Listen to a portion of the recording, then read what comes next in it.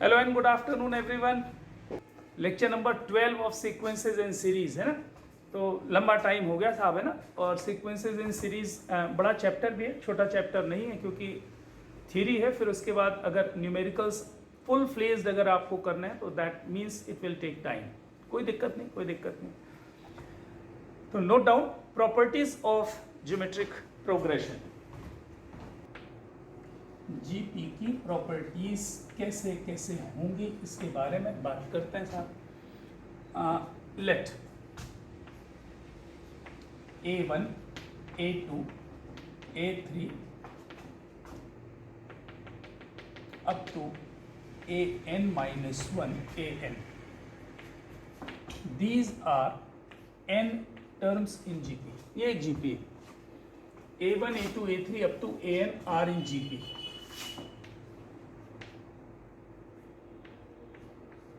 With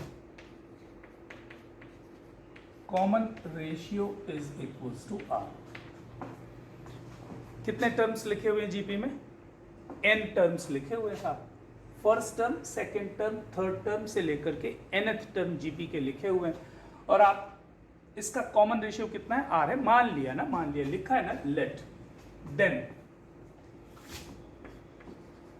पहली interesting बात ये होगी कि k into A1, k into A2, k into A3 up to k into AN, ये भी जीपी में होंगे। ऑल्सो इन जीपी, ये भी किस में हो जाएगा? जीपी में होगा। With same common ratio, with common ratio is equals to are.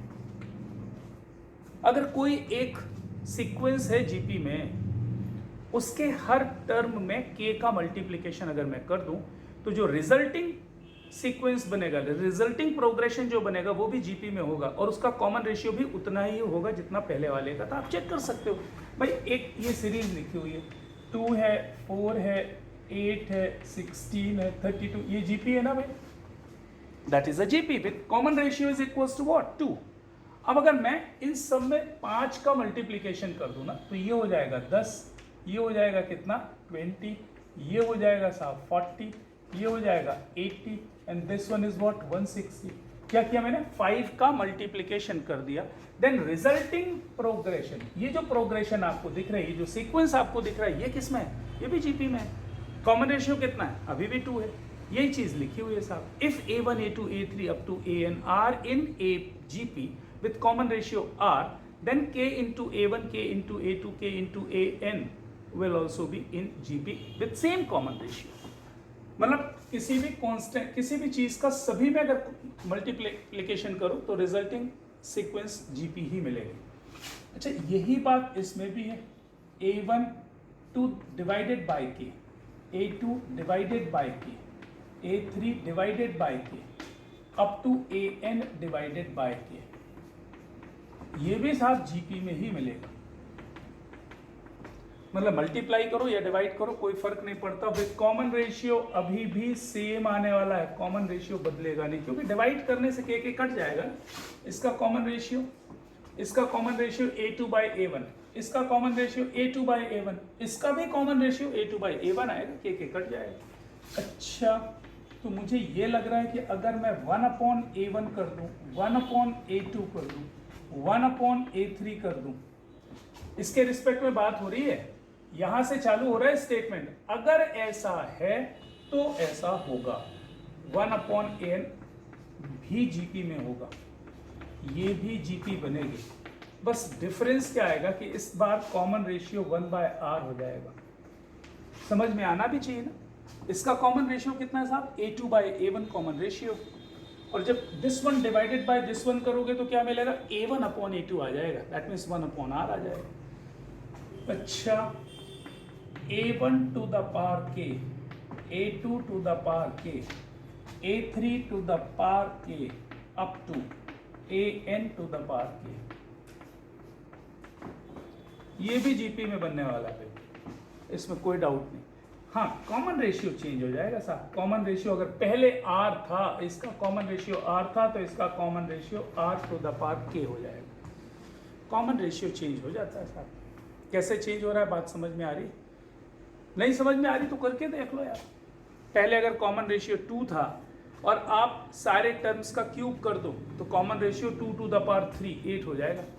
तो what is its meaning? a1 a2 a3 up to an are in GP, then a1 to the power k, a2 to the power k, a3 to the power k, ये जो sequence बनेगी ये भी GP में बनेगी। Now this time common ratio is not r, common ratio is r to the power k। और ये कोई भी प्रैक्टिकल लेकर के आप चेक कर सकते हो। एक और बहुत इंटरेस्टिंग सी बात थी, अगर याद हो आपको, एपी में हम क्या लिखते थे? a1 a2 a3 up to an। तो first plus first, second plus second, third plus third equal होते थे, आते थे ना। Sum of the terms equidistant from first and last terms are always equal. अगर याद हो तो a1 plus A N is a2 plus A N minus one, a3 plus A N minus two, है ना। यहाँ से फर्स्ट फर्स्ट, यहाँ से सेकेंड सेकेंड, यहाँ से थर्ड थर्ड, सबका सम क्या होता था? इक्वल होता था। अच्छा जीपी में क्या होगा देख लेते हैं, क्या होगा करके देख लेते हैं, करके देख लेते हैं। आप एक, मैंने मान लिया ऐसी वाला ले लिया 2 4 8 16 32 64 128, बस इतना बहुत है ना। इस बार सम की जगह प्रोडक्ट करके देखो जरा। 2 into 128 256, 4 into 64 256, 8 into 32 256। तो product of the terms which are equidistant from first and last terms are always equal. 16 के लिए क्या बोलोगे? यहां से फोर्थ टर्म 16 और यहां से फोर्थ टर्म 16, तो 16 into 16 भी कितना आ जाएगा? 256 आ जाएगा। मेरी बात समझ में आ रही? तो इसको आप स्टेटमेंट के फॉर्म में अगर लिखना चाहते हो तो ऐसा बोल सकते हो कि product of the terms which are equidistant from first and last terms are always equal. Mathematically अगर आपको लिखना है तो इसका मतलब ये हुआ कि a1 into an is equals to a2 into an minus 1 is equals to a3 into an minus 2 etc।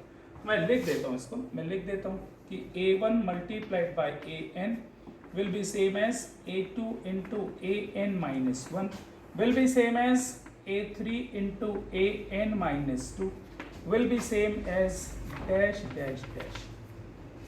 Words में लिख लूँ product of the terms, that means product of the terms which are equidistant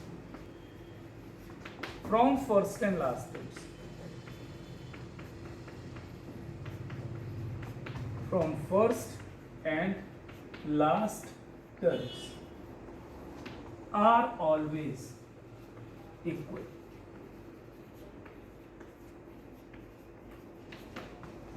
पहले और आखिरी term से equal distance पर जो भी टर्म्स हैं उनका प्रोडक्ट हमेशा इक्वल आएगा। इसकी मीनिंग ये हो गई साहब, है ना। चलिए ये प्रॉपर्टीज हो गई, बस इतना बहुत। तो that completes the theoretical theory of GP. GP में और कोई भी एडिशनल थ्योरी आपको नहीं पढ़नी है, that is more than enough. Questions की बात करते हैं। 7th क्वेश्चन में क्या डाउट है साहब? mth term of a GP is n, nth term of GP is m, find m plus nth term. यार ऐसे क्वेश्चन बता के तो हम चल बताएंगे भाई, पूछा है तो बताएंगे भाई। जीपी का m प्लस nth टर्म अगर आपको निकालना है, m प्लस nth टर्म पहले होगा कितना? a into are to the power m plus n minus 1, ये होगा साहब। तो mth term of GP is n। पहले तो देख लें साहब क्या गिवन है ना। mth term of GP is given equals n और nth term of GP is equals to m। You have to find m plus nth term, ये आपको रिक्वायर्ड है भाई। जीपी का कोई भी टर्म निकालने के लिए आपको चाहिए क्या? कॉमन रेशियो चाहिए और फर्स्ट टर्म चाहिए। उसी के लिए तो ये स्टोरी दी हुई है, इनकी हेल्प से अपन कॉमन रेशियो और फर्स्ट टर्म निकाल लेंगे। तो मैंने करना क्या है कि लेट फर्स्ट टर्म, ये मैंने फर्स्ट टर्म मान लिया साहब कि उस जीपी का a है और कॉमन रेशियो मान लिया कितना है? स्मॉल r है। अब आपको m प्लस nth टर्म निकालना है, ये पहले मैं लिख लेता हूं कि क्या मुझे निकालना है। m plus nth term is required, that is nothing but a r to the power m plus n minus 1, ये gp का m प्लस nth टर्म होगा। अब सीधी सी बात है, अगर कहीं से मुझे a और r मिल जाए मैं रख दूंगा तो m प्लस nth टर्म मिल जाएगा ना। उसके लिए ये कहानियां दी हुई है ना, ये कहानियां दी हुई है। जरा इधर देखो, mth term is n, mth term कितना होता है a r to the power m minus 1 is equals to n, और nth term is equals to m, nth term कितना होगा a r to the power n minus 1 is equals to m। ये equation number 1 हो गई साहब, और ये equation number 2 हो गई। दोनों को सॉल्व करके फर्स्ट टर्म और कॉमन रेशियो निकाल सकते हैं। अच्छा, तो a को उड़ा दो, पहले कैसे करोगे, डिवाइड कर दो इसको, इन दो को अगर मैं डिवाइड कर दूं, r to the power m minus 1 a upon a r to the power n minus 1 किया तो ये कितना आ जाएगा साहब, n अपॉन m आ जाएगा। ये दोनों तो कट जाएंगे। अच्छा, इसकी पावर ऊपर शिफ्ट कर देंगे तो कितना होगा, r to the power m minus n आएगा। ये कितना आ जाएगा साहब, n बाय m आ गया, है ना। तो यहाँ से r कितना आएगा, r आ जाएगा n बाय m की power 1 upon m minus n, ये पावर आ गई। ये कॉमन रेशियो मिल गया साहब, किसी एक में रख दो तो वहां से फर्स्ट टर्म मिल जाएगा। चलो 1 में रख देते हैं, तो फ्रॉम 1 में रखा भाई, तो क्या मिलेगा, a r कितना है ये लिखा है, तो n बाय m की power 1 upon m minus n, a r to the power this, इसकी पावर ना, इसकी पावर कितनी दी हुई है, m माइनस n, ये दिया हुआ है साहब, नहीं m माइनस 1, ये दिया हुआ है कितना, n दिया हुआ है, तो a कितना आ जाएगा, a is equals to this upon this, तो n divided by n by m to the power कितना हो जाएगा, m minus 1 upon m minus n, ये आ गया। अब फर्स्ट टर्म मिल गया साहब, कॉमन रेशियो मिल गया, ये दोनों चीजें यहाँ पे रख दो तो आपको m प्लस n टर्म मिल जाएगा। हाँ, साफ साफ लिखोगे तो कैलकुलेशन इधर उधर नहीं होगा, गंदा लिखोगे तो गड़बड़ तो होगा ही होगा। तो now m plus n term, ये कितना आ जाएगा साहब, a मीन्स ये लिखा हुआ है, तो n divided by n by m whole to the power m minus 1 divided by m minus n multiplied by ना, मल्टीप्लाइड बाय, ये हो गया a r to the power, r का ये लिखा है, r की पावर दैट वन, इसकी power m plus n minus 1 लिखना है। ये हो जाएगा साहब n by m whole to the power, यहाँ पर आएगा m plus n minus 1 divided by m minus n। अब दिख रहा है, अब देखिए साहब, इसको सिंप्लीफाई करना है। ये नीचे n बाई m की पावर दी है, ये ऊपर n बाई m की पावर दी, इसको ऊपर शिफ्ट करोगे तो पावर सब्ट्रैक्ट हो जाएंगे। कितना आएगा साहब, ये आ जाएगा n into n by m की पावर में क्या आएगा, दिस माइनस दिस, मैं लिख देता हूँ m plus n minus 1 divided by m minus n, minus में क्या आएगा, minus m minus 1 upon m minus n। ये कितना आ जाएगा साहब, n into n by m, और ये पावर कितना हो गया, दिस माइनस दिस कर लो तो m माइनस 1 कट जाएगा, केवल n बचेगा, तो n upon m minus n, ये आपका आंसर आ गया, है ना। बहुत है, इतना सिंप्लीफाई कर लेना, और क्या चाहोगे, ठीक है। तो साहब इसको देख करके डरे ना, आप सिंप्लीफाई करते समय ब्रैकेट्स का इस्तेमाल सही करें, सब कुछ सही है। जो भी दिया हुआ है, ये दो इक्वेशन मिलेंगे, इससे आपको a और r मिल जाएगा। जैसे AP में दो इक्वेशंस मिलते थे, उससे आप क्या निकालते थे, a और d निकालते थे, यहाँ पर a और r निकालेंगे। Pth, Qth and Rth terms of AP as well as those of GP are ABC। मतलब ABC क्या है, ABC है क्या, Pth, Qth और Rth टर्म ऑफ AP है, और Pth, Qth और Rth टर्म GP के हैं, यही लिखा ना। If Pth, Qth and Rth terms of an AP as well as those of GP are ABC respectively। अच्छा, pth term of AP A दिया है, qth term of AP B दिया है, rth term of AP C दिया है, साथ ही साथ pth term of GP, इसको मैं T डैश से रिप्रेजेंट कर रहा हूं स्मॉल a, ये qth टर्म ये दिया हुआ है B और rth term is equals to C। अगर मैंने क्वेश्चन सही पढ़ा तो यही दिया, pth qth and rth terms of an AP as well as those of GP are ABC respectively। आपको ये प्रूव करना है कि A की पावर B की पावर और C की पावर ये इज इक्वल्स टू 1 है। तो देखो ये AP के और ये GP, ठीक, तो A की power B minus C, B की power C minus A, C की power A minus B equals 1 prove करना है। तो बड़ा आसान सी बात दिख रही है ना, बड़ी आसान सी बात दिख रही है। AP है तो AP का अगर मैं pth टर्म, इस AP का फर्स्ट टर्म A मान लेता हूँ कैपिटल A और कॉमन डिफरेंस D मान लेता हूँ, ठीक है, ठीक।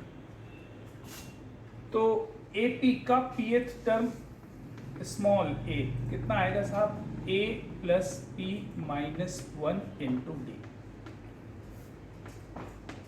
b qth टर्म है तो that is equals to a plus q minus 1 into D, और small c is equals to क्या होगा, a plus r minus 1 into D. इसमें कोई डाउट?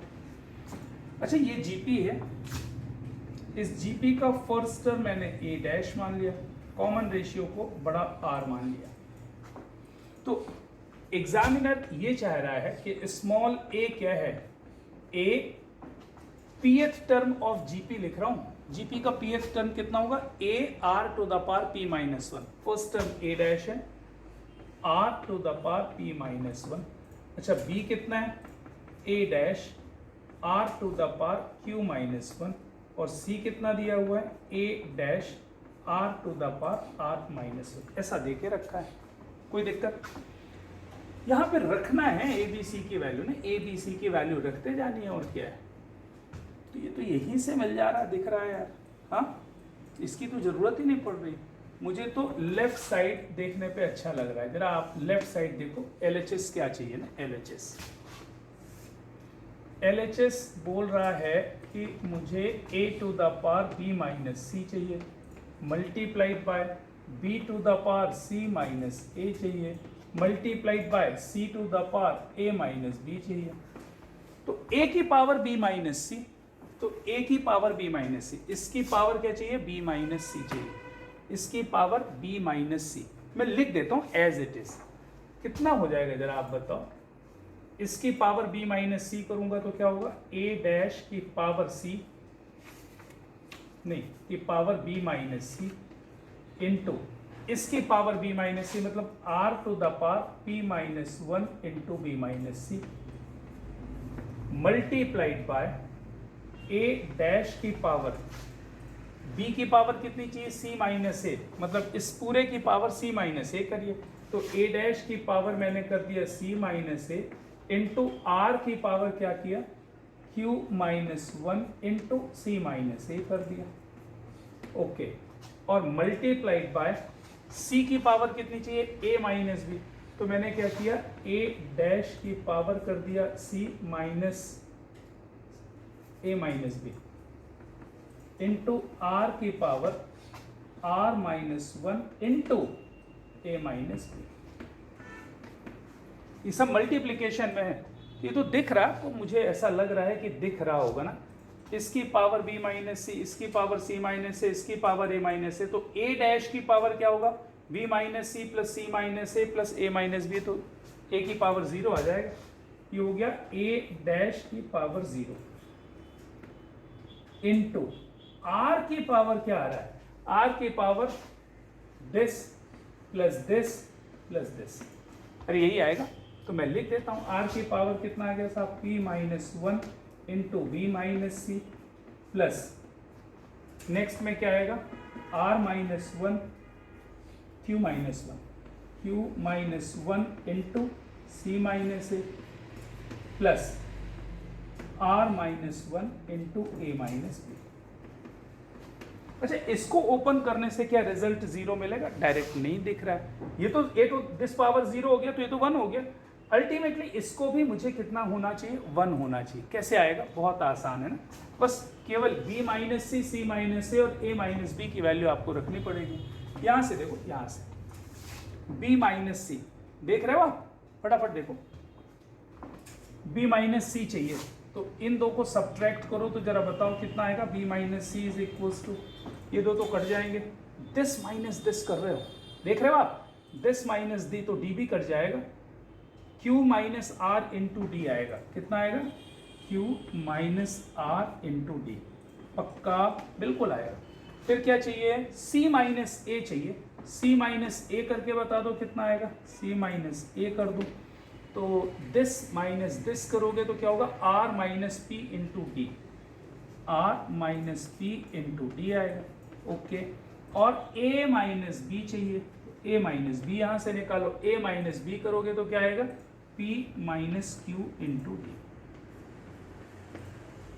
यहां पे रख दो, b माइनस सी की वैल्यू रख दो, c माइनस ए की रख दो, a माइनस बी यहां से उठा के वहां पे रख दो, सब ओपन कर दो।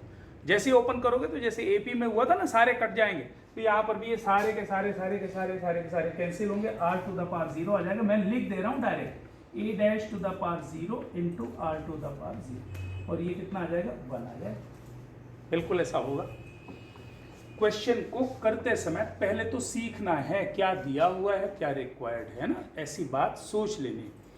उसने बोला कि एक AP है जिसका pth टर्म स्मॉल a है, qth टर्म स्मॉल b है, rth टर्म स्मॉल c है। एक GP है, उसका भी pth, qth और rth term small a, small b, small c है, तो आपको ये प्रूव करना है। तो मैंने क्या किया? pth टर्म लिख लिया, AP का, qth टर्म और rth टर्म, GP में भी यही कहानी कर ली। फिर उसने बोला कि साहब ये प्रूव करना है, तो a की वैल्यू ना, a की वैल्यू यहाँ से उठाई रख दी, b की वैल्यू यहाँ से उठाई रख दी, c की वैल्यू रही यहाँ पर रख दी, यहाँ पर a b c की वैल्यू नीचे रख दिया। जब सिंप्लीफाई किया तो this into this into this, a की पावर तो 0 आ गया, मतलब a डैश की पावर, तो ये तो खत्म हो गया। r की पावर क्या आ रहा है? This plus this plus this, लेकिन इसको मैं अभी डायरेक्ट ओपन करूंगा तो 0 नहीं आएगा, दिख रहा है ना, 0 नहीं आएगा। तो मैंने क्या किया? b minus C, C minus A, a minus B की वैल्यू उठा करके यहाँ से रख दी वहाँ पर। हाँ, इसको रखने के बाद जब ओपन करके सिंप्लीफाई करोगे तो उसकी वैल्यू कितनी आ जाएगी? 0 आ जाएगी। बिल्कुल बढ़िया है।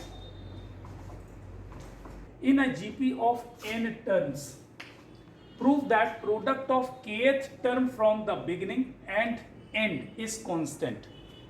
बिगिनिंग से kth टर्म और एंड से kth टर्म कांस्टेंट है, इंडिपेंडेंट ऑफ k होगा और इक्वल होगा product of the first and last term के। क्या बोल रहा है, सुन रहे हो? वो ये कह रहा है कि अगर एक GP है जिसमें n टर्म्स हैं, आपको ये प्रूव करना है कि यहाँ से kth टर्म और यहाँ से kth टर्म का प्रोडक्ट कांस्टेंट होगा और उसमें k नहीं आएगा। It must be independent of k से इंडिपेंडेंट होना चाहिए। और किसके इक्वल आएगा? Product of the first and last term के इक्वल आएगा। तो लिख लेते हैं, GP है n टर्म्स की, जरा देखो, A1 लिख दिया मैंने, A2 लिख दिया, A3 लिख दिया, A4 लिख दिया, अप टू AN लिख दिया, ठीक है। अच्छा, first term from the beginning is A1, first term from the end is AN।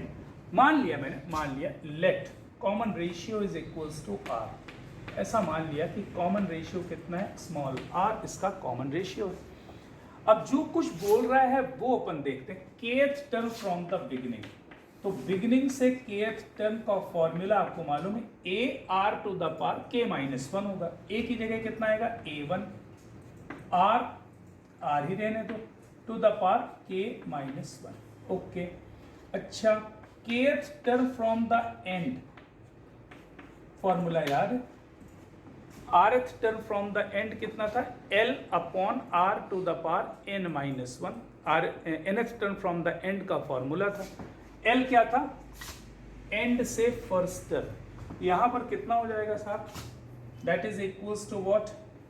an divided by R to the power K minus 1। इन दोनों का प्रोडक्ट करना है, kth term from the beginning and kth term from the end. तो T K multiplied by T dash K, निकाल के देखो कितना आएगा, दिस इनटू दिस करोगे तो ये तो कैंसिल हो जाएगा साहब, है ना। a1 r to the power k minus 1 multiplied by an divided by r to the power k minus 1, ये दोनों कैंसिल हो जाएंगे। ये कितना आएगा, a1 इंटू a। तो प्रूव हो गया ना, प्रूव हो गया। यही तो प्रूफ चाहिए था उसको कि kth term from the beginning into kth term from the and constant है, इंडिपेंडेंट ऑफ k है। कहीं k दिख रहा है क्या, तो इंडिपेंडेंट ऑफ k है।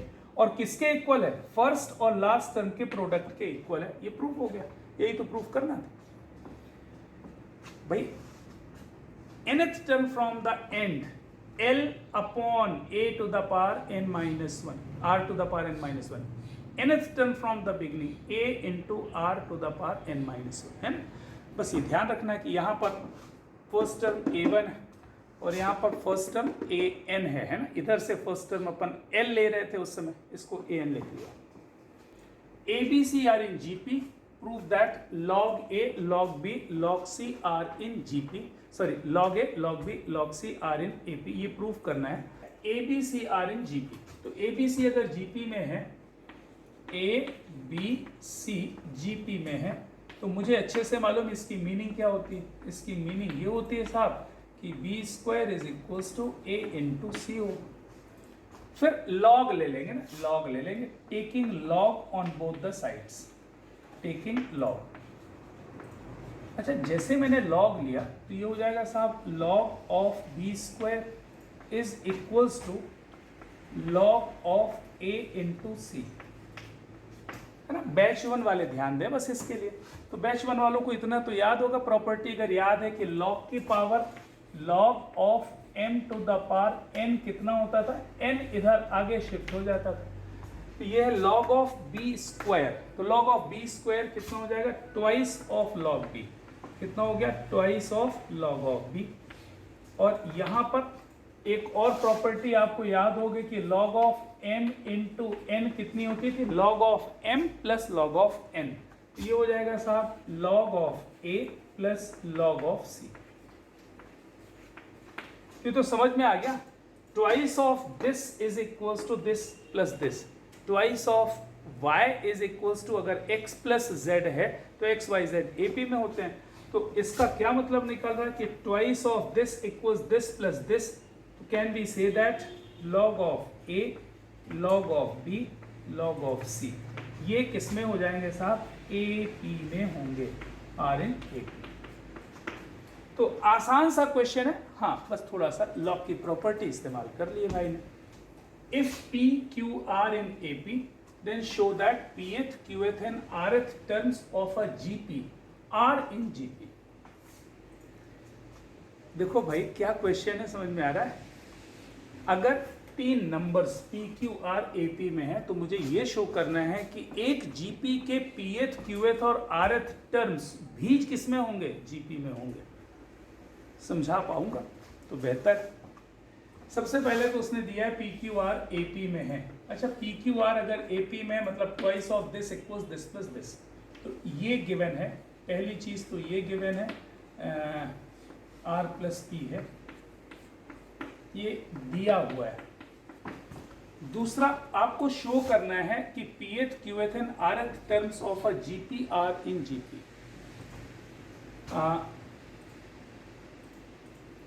let Pth, Qth and Rth terms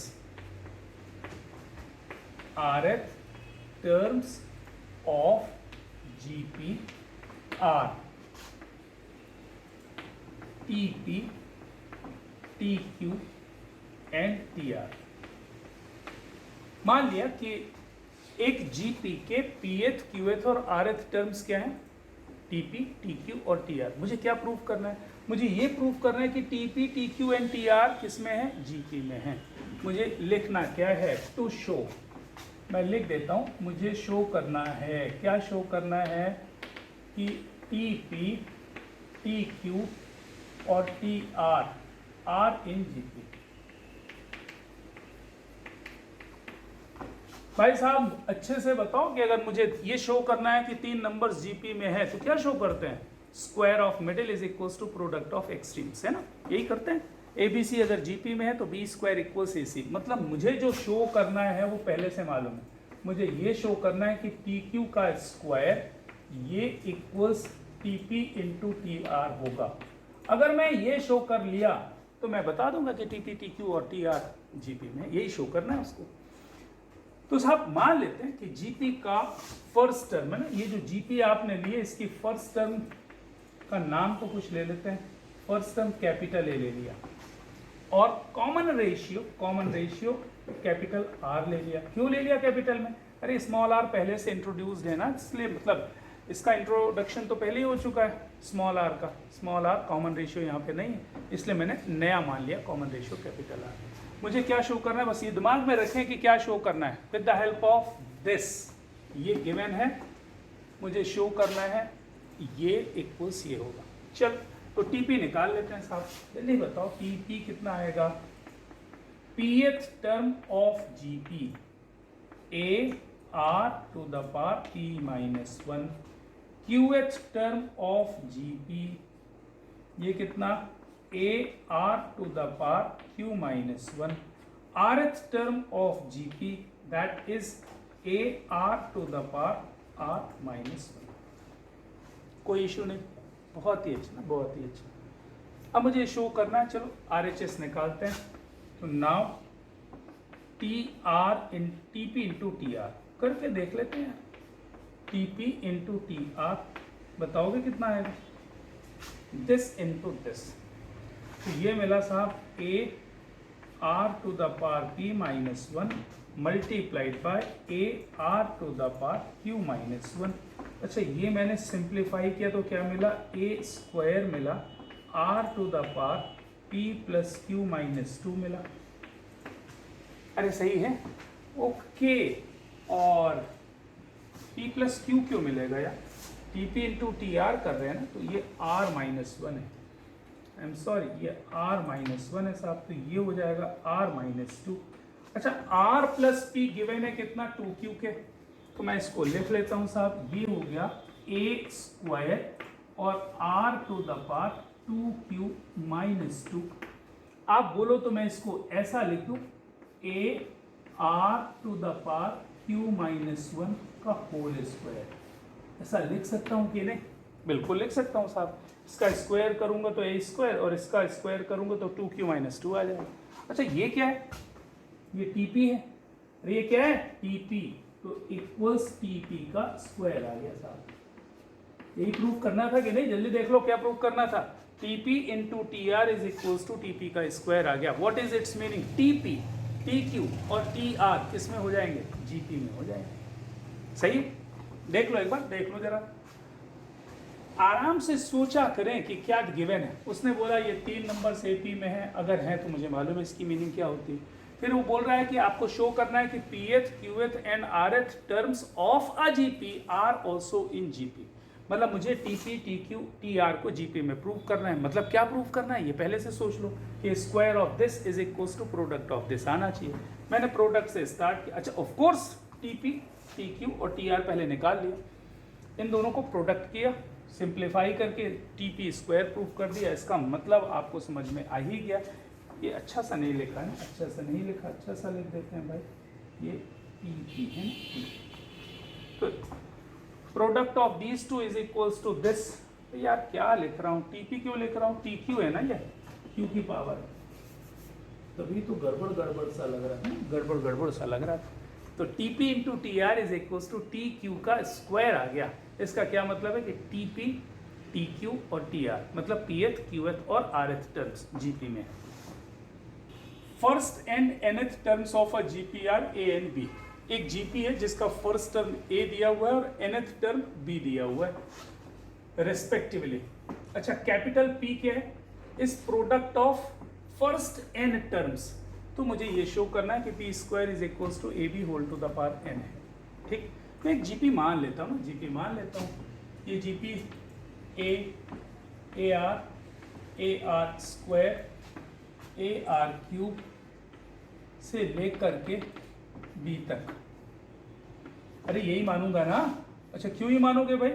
क्योंकि उसने बोला है कि nth term of GP is B, GP का nth टर्म बी है, फर्स्ट टर्म ए है, तो मानना ही पड़ेगा यार। ठीक है, अच्छा जल्दी से मुझे बताओ कि इस जीपी का बी कितना है? nth टर्म है, और nth टर्म कितना होता है साहब? A R to the power n minus one. इसका मतलब क्या हुआ कि b इज इक्वल्स टू मिल गया साहब A R to the power n minus one. Right side निकाल के रखते हैं पहले अपन, है ना?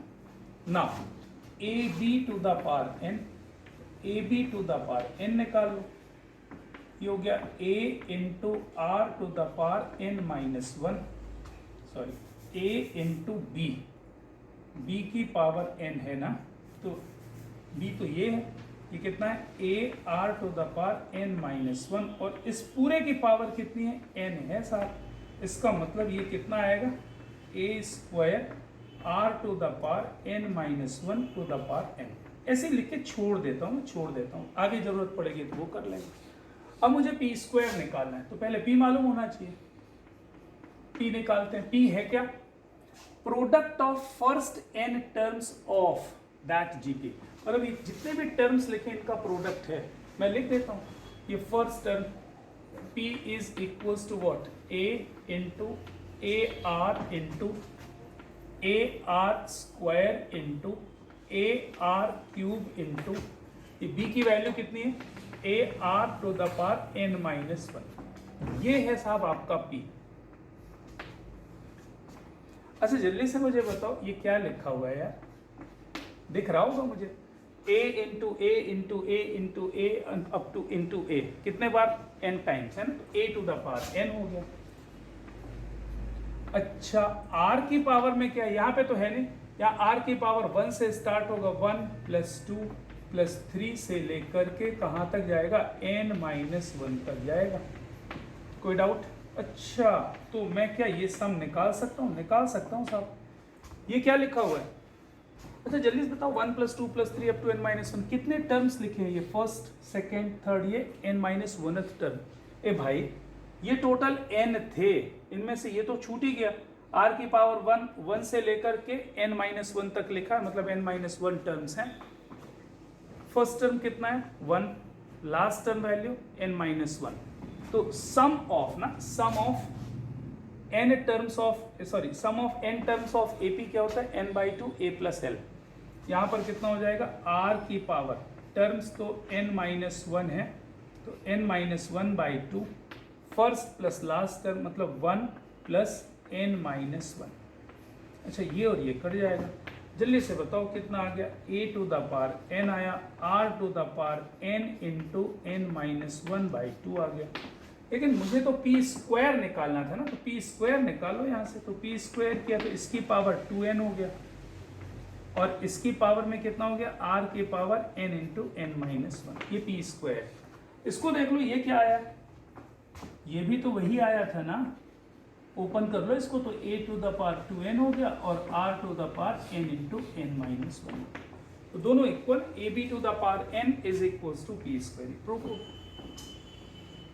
जितने भी क्वेश्चंस न्यूमेरिकल वैल्यूज वाले नहीं है ना, उनमें थोड़ा सा एक्सप्रेशन बड़ा सा देखने लगता है। The only difference is that आप अगर राइटिंग वर्क सही कर रहे हो तो मुझे नहीं लगता कि कोई प्रॉब्लम है। उसने जैसा जैसा बोला, p is product of first n terms, मैंने सबका प्रोडक्ट कर लिया, इसको सिंप्लीफाई कर लिया। यहाँ पर AP बन रही थी, AP के n माइनस वन टर्म्स का सम लिख लिया, खत्म। और ये तो कुछ है ही नहीं, a इंटू बी की पावर n पूछ रहा है। आगे बढ़ते हैं फिर। Fourth term, 10th term, 16th term of GP are x y and z। चलो लिख लेते हैं ना पहले। तो fourth term of GP is given equals x, 10th term of GP is equals to y, 16th term of GP is equals to z। तो जरा मुझे बता दो कि ये आएगा कितना। फोर्थ टर्म को आप लिख सकते हो a r क्यूब, इसको आप लिख सकते हो a r to the power 9, इसको आप लिख सकते हो a r to the power 15। आपको ये पूछ रहा है कि एक्स वाई जेड भी जीपी में है, एक्स वाई जेड जीपी में, एक्स वाई जेड जीपी में कब होंगे जल्दी बताओ। एक्स वाई जेड को अगर मुझे जीपी में शो करना है मतलब मुझे क्या शो करना है कि Y square is equals to X Z आना चाहिए। अगर Y square equals X into Z आ गया मतलब एक्स वाई जेड जीपी में। तो मैं कर लेता हूँ ना, वाई स्क्वायर निकाल लेता हूँ, एक्स जेड निकाल के देख लेता हूँ। जरा देखो यहाँ से मैंने किया वाई स्क्वायर कितना आएगा जरा बताओ, ए स्क्वायर टू द पावर और यहाँ आर टू द पावर 18 आ गया। x इंटू जेड कर लो, x इंटू जेड किया, ये कितना आ रहा है, this into this A square और this into this R to the power 18। इसका मतलब क्या हुआ, Y square is equals to X into Z और इसकी मीनिंग क्या होती है, X Y Z in G. Find 4 numbers in GP in which third term is greater than first by 9 and second term is greater than fourth term by 18। 4 numbers दिए हुए हैं GP में।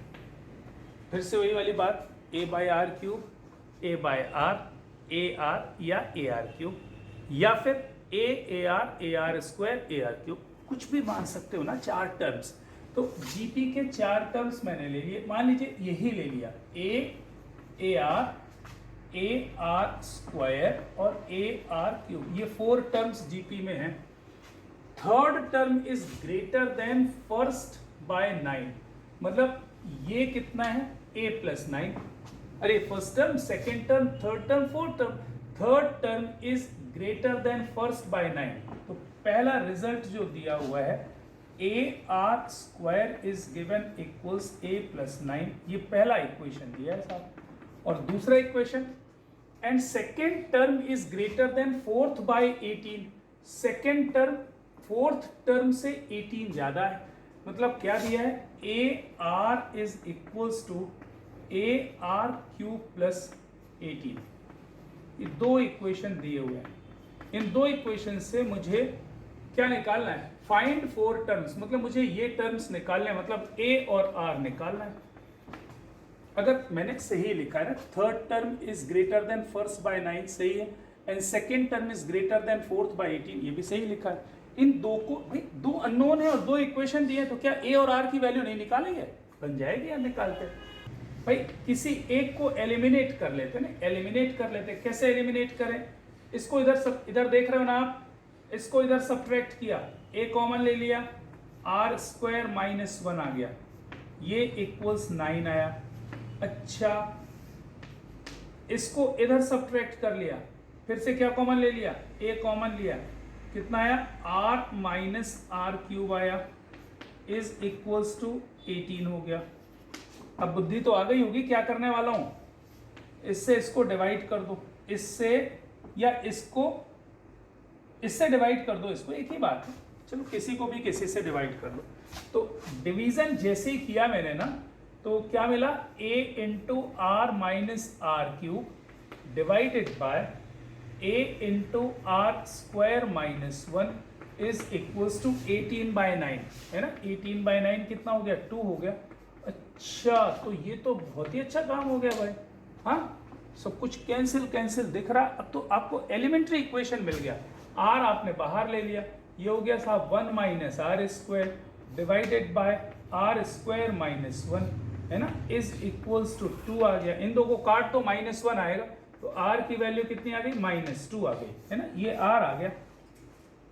अब किसी एक में आर की वैल्यू रख दो, तो -2 का स्क्वायर मतलब 4 माइनस 1 3, तो 3a इज इक्वल्स टू 9, तो a की वैल्यू कितनी आ जाएगी, 3 आ जाएगी।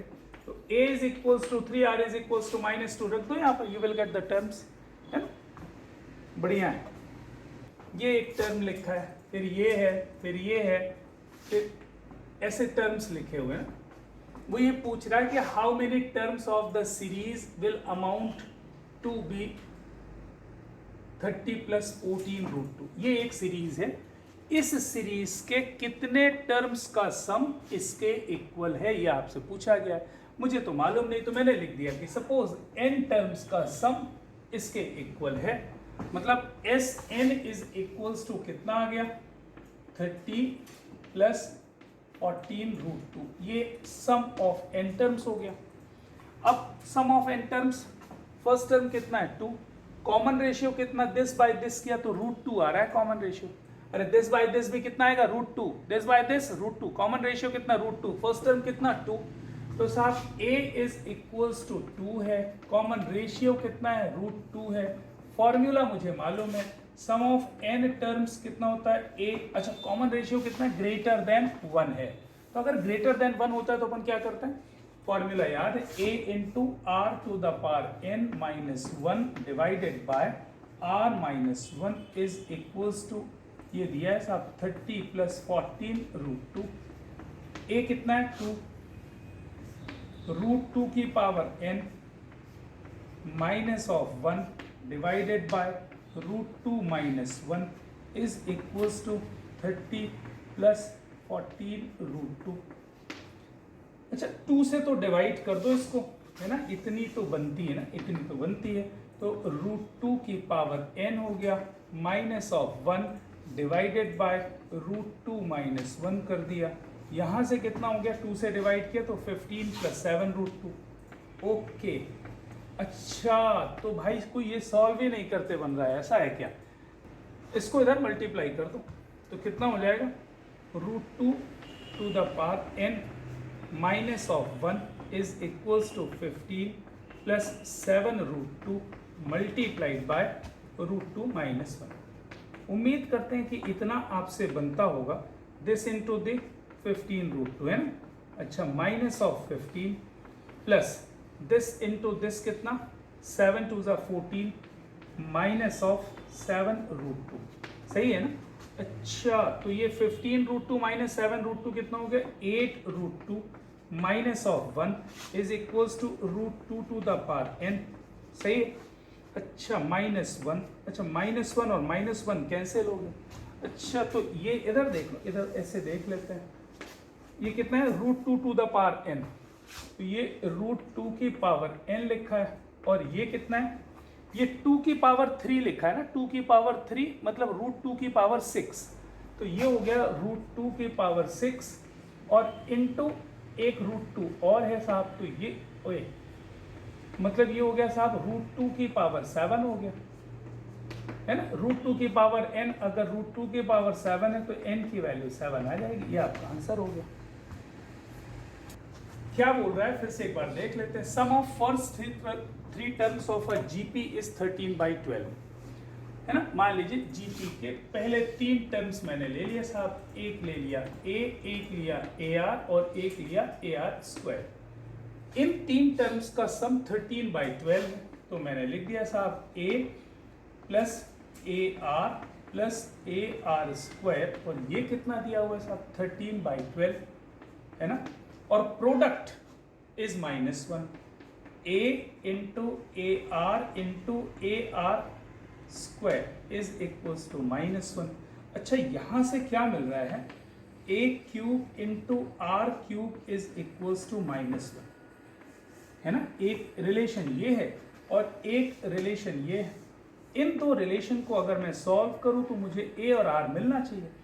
बात समझ में आ रही है ना भाई, कहीं ना कहीं से तो मिलेगा, लेकिन कैलकुलेशन बहुत लेंदी होगा, कैलकुलेशन इसमें ज़्यादा लेंदी होगा, तो आपके दिमाग में क्या क्या बातें मैंने सिखाई हैं उसका तो इस्तेमाल करो भाई। कभी मैंने बोला कि 3 टर्म्स अगर बोले तो आप a/r ले लो, a ले लो और AR ले लो।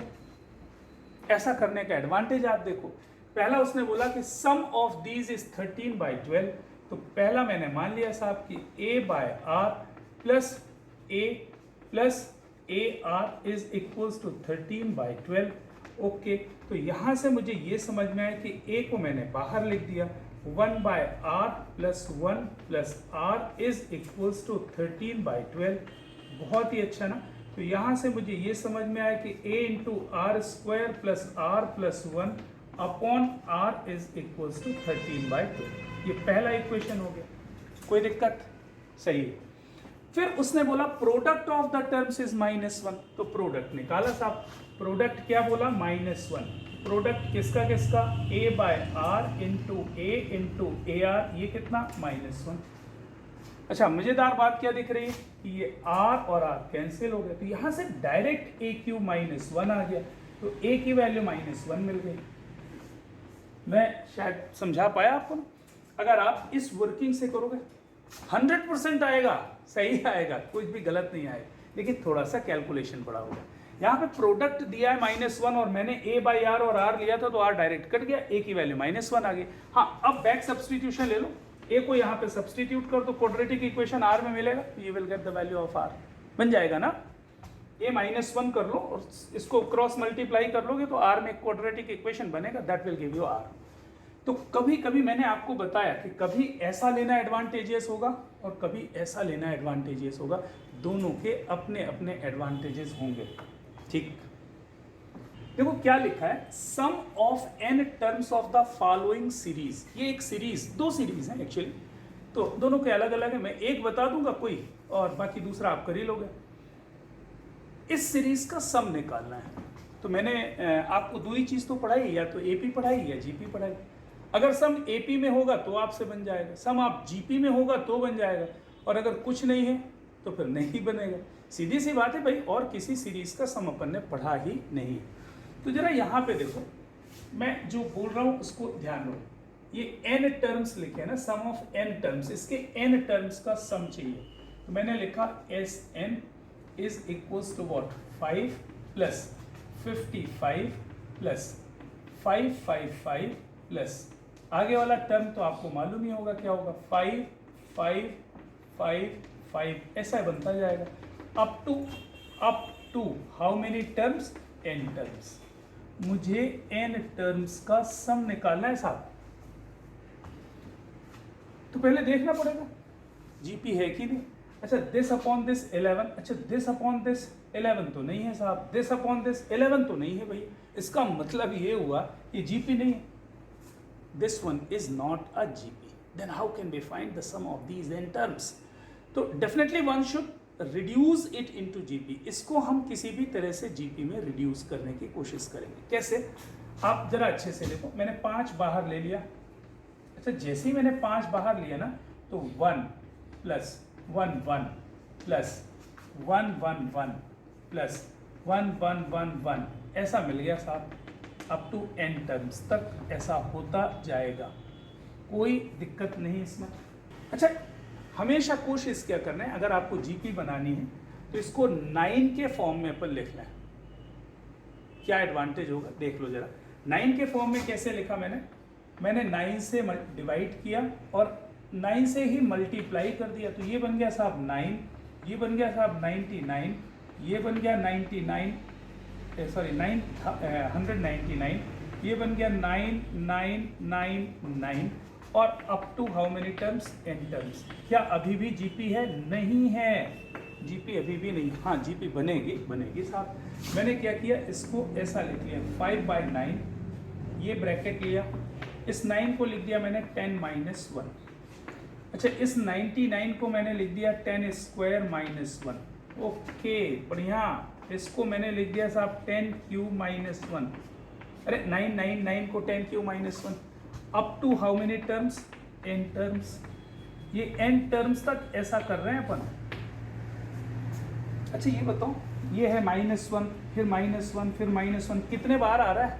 n बार आ रहा है। तो -1 n टाइम्स करोगे तो -n आएगा। तो मैंने इस सीरीज को कुछ ऐसा लिख दिया कि Sn is nothing but 5/9।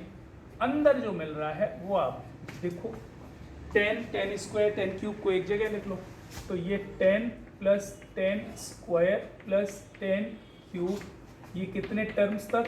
n terms तक। और माइनस ऑफ n आ जाएगा। कैसे आया -n? ये देखो 10 प्लस 10 स्क्वायर प्लस 10 क्यूब, ये n बार लिखे और -1 इसका सम कर दिया, -n आ गया। ओके, अब तो कर लो, ये जीपी हो गई। This by this 10, this by this 10, और how many terms? n terms, common ratio 1 से ज्यादा। फॉर्मूला आपको मालूम है, क्या फॉर्मूला है? a into r to the power n -1 upon r -1। तो ये कितना हो जाएगा साहब? ये हो जाएगा 5/9, ये कितना? a means 10 into r to the power n, 10 to the power n -1 divided by n का मतलब कितना? अरे r माइनस 1 करोगे तो 9 आएगा, 10 माइनस 1 9 माइनस n, ये आपका आंसर हो गया इसका। आप चाहो तो एलसीएम खेल लो, इसको इधर शिफ्ट कर दो, ये कितना हो गया 5 और एक 9, तो 5/81 हो जाएगा। अंदर कितना आएगा 10 into 10 to the power n minus 1 minus of 9n।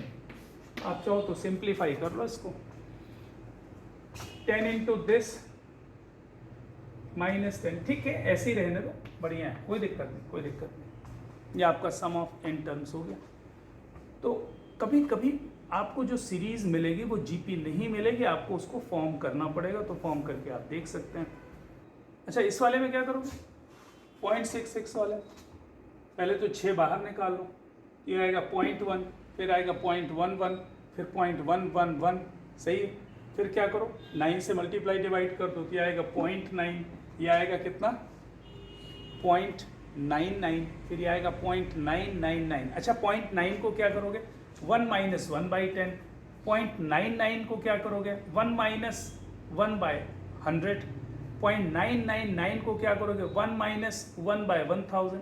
फिर आप समझ जाओगे कि वो दो सीरीज बन जाएगी और जीपी आ जाएगी उसमें। तो will continue with your doubts in your next lecture. मिलते हैं ट्यूसडे को नेक्स्ट लेक्चर के साथ। Bye bye.